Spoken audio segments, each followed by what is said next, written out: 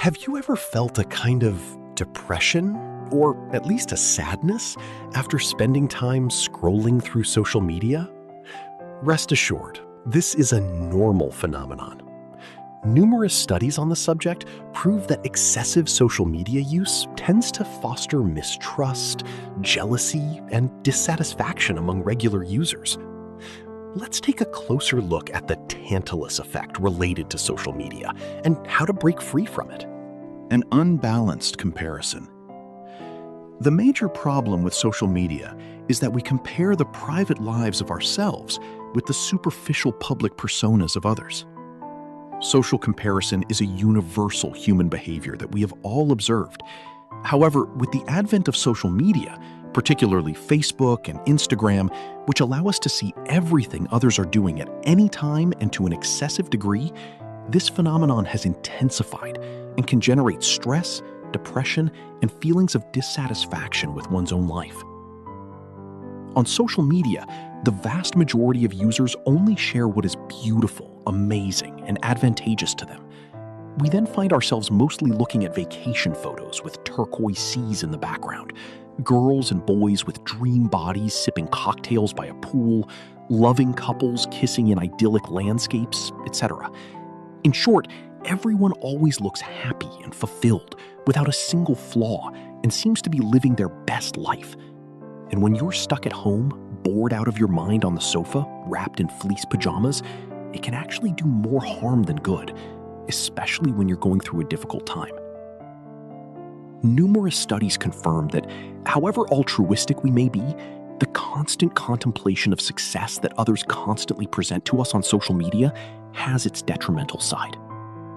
Faced with these incredible lives and perfect photos, many begin to question themselves. Self-esteem takes a serious hit, and certain ideas can even trigger anxiety and depressive symptoms.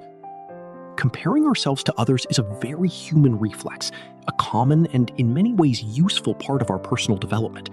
It's a normal cognitive process because we like and feel the need to know where we stand in relation to others. It can even have a positive effect because it's an evolutionary mechanism that pushes us to improve. But when this tendency becomes excessive, particularly due to social media, it risks generating feelings of inferiority, frustration, jealousy, and resentment. The lives of others, a source of happiness or unhappiness. It's true that many people like to imagine that the lives of others don't have to impact our morale or mood. However, numerous studies show that our happiness is less about what we objectively possess or experience than about the advantages we believe we have compared to others. This type of anthropology may shock you, or perhaps part of you imagines that you don't operate this way. That's normal too.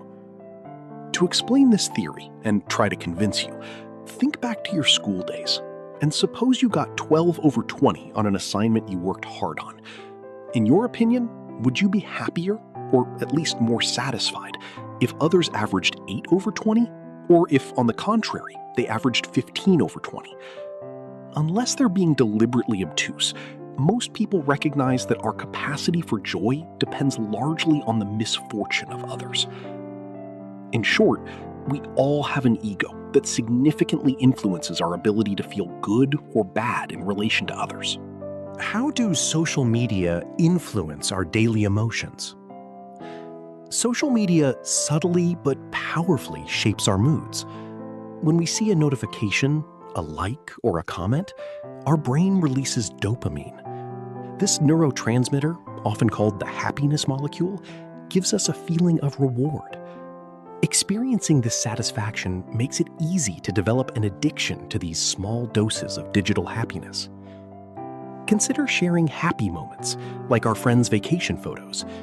These posts can inspire us and make us happy for them.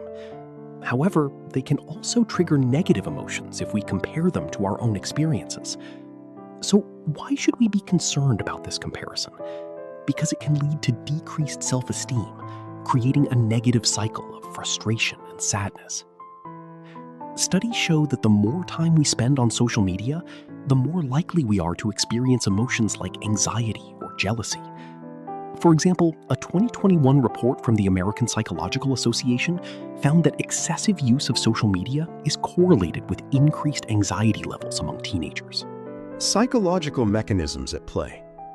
To understand how social media influences our emotions, let's examine the psychological mechanisms involved. The effect of social comparison is central. We constantly compare ourselves to others to assess our own worth. In the context of social media, where people only present the positive aspects of their lives, this comparison is often biased. The phenomenon of social pressure also plays a crucial role. We feel the need to present a perfect image of ourselves, to receive external validation through likes and comments. This pressure can increase stress and reduce our emotional well-being. Researchers have proposed several theories to explain these impacts.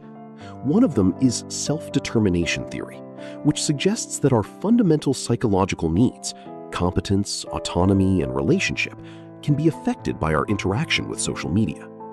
For example, posting a photo and receiving no likes can affect our sense of competence. Ultimately, our relationship with social media is complex and requires active awareness. By observing how these platforms influence our emotions, we can better manage our emotional well-being and use these tools in a more balanced way. What is the phenomenon of despair by comparison? How does she do it? That classmate posing with a new group of friends in every single post? How does he do it? That influencer filming himself under the tropical sun every other week? And what am I doing? Stuck in bed, in my pajamas since 7:30 p.m., scrolling through their dream lives? Watching someone else's life, observed through their social media feeds, which they constantly fill with joyful moments, often leads to comparing it to our own. What could be more human? But being a spectator of someone else's vacations or their outings to trendy events can lead internet users to find their own lives boring in comparison to these vibrant existences, or even to find themselves boring.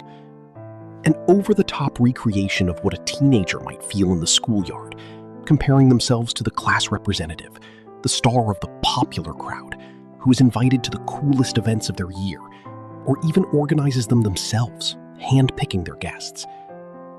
Insidiously, a kind of bitterness and frustration take root through the screen, along with a feeling of exclusion. The young person may even develop an inferiority complex, sometimes leading to depression. A vicious cycle that leads everyone to present an unrealistic self-image. Yet, this seemingly vibrant life is often staged. The posts on influencers' feeds, whose job it is to produce content that makes people dream, when it doesn't frustrate and lead to despair, are often photo shoots conducted by professional photographers before being retouched and filtered. The setting is idyllic because it's a partnership. The influencer appears happy because their job is to look that way. Consequences? Their unrealistic posts create unrealistic expectations, which can lead young people to feelings of embarrassment, low self-esteem, and a quest for perfection that can manifest as anxiety disorders, warns the RSPH. This is a vicious cycle. Influencers embellish their lives to earn money, and their followers, driven by frustration with their perfect posts and suffering from both comparison despair and a quest for social approval through likes, in turn embellish their own lives to make them seem less ordinary. More than 1 in 10 people, 12%, admit to lying about their posted activities and locations to enhance their online presence and attract more likes, according to a 2017 study by Kaspersky Lab, a multinational cybersecurity company, reported by the Journal du Geek. Furthermore, one can imagine that the phenomenon of comparison despair is linked to another emerging problem, FOMO, short for fear of missing out. This refers to the fear of missing an event, which generates social anxiety. Some subscribers, desperate to compare themselves and who would fight against this by staging themselves, might develop a fear of missing an event that would have given them an opportunity to put themselves in a position and interact with their subscribers. Why passive scrolling has a stronger impact. Social media use doesn't affect everyone the same way. Research consistently shows that passive consumption, scrolling without interaction, is more strongly correlated with negative consequences than active engagement, such as commenting or messaging friends. When you simply look, you absorb an endless stream of comparison triggers without the social connection that could mitigate their impact. The platforms themselves amplify this effect. Algorithms learn what captures your attention, and content that evokes envy or insecurity often encourages you to keep scrolling. Quantifiable metrics, such as follower count and likes, create explicit hierarchies that didn't exist in traditional social settings. Unlike comparing yourself to a few neighbors or colleagues, social media offers unlimited targets for comparison, which is why comparison feels more exhausting and constant than it did a generation ago. When comparison can be useful and when it isn't. The goal isn't to completely stop comparing yourself to others. That's neither realistic nor particularly helpful. Comparison is ingrained in how we understand ourselves and navigate the world. The real skill lies in distinguishing between comparisons that enlighten you and those that diminish you. Inspirational comparison occurs when you observe someone's success and ask yourself, what strategies help them achieve it? You gather information without judging your own worth. A colleague's promotion might reveal networking approaches you hadn't considered. A friend's healthy relationship might show you communication patterns worth adopting. You gain insights, not shame. Downward comparison, which involves looking at those who have less, can also be useful when used wisely. It can foster genuine gratitude and put things into perspective during difficult times. The key is to use it to appreciate what you have, rather than to feel superior to others. So, when does comparison become harmful? Pay attention to the emotional repercussions. If you consistently end up feeling ashamed, envious, or anxious, that's a warning sign. Notice if you ruminate on the comparison for hours or days afterward. Be aware of avoidance behaviors, such as not attending events where you might encounter people who trigger these feelings. The difference often boils down to a single question. A healthy comparison asks, what can I learn from this? An unhealthy comparison asks, what's wrong with me?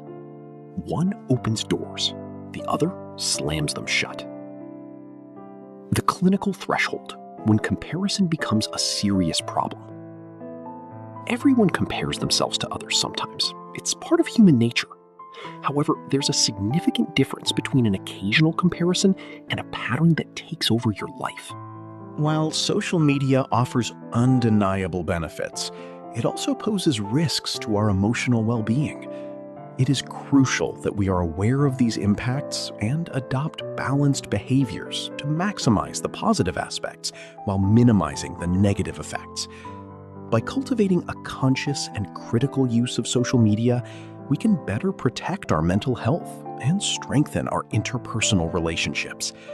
Let's adopt healthy and supportive practices to navigate the digital world with serenity and confidence.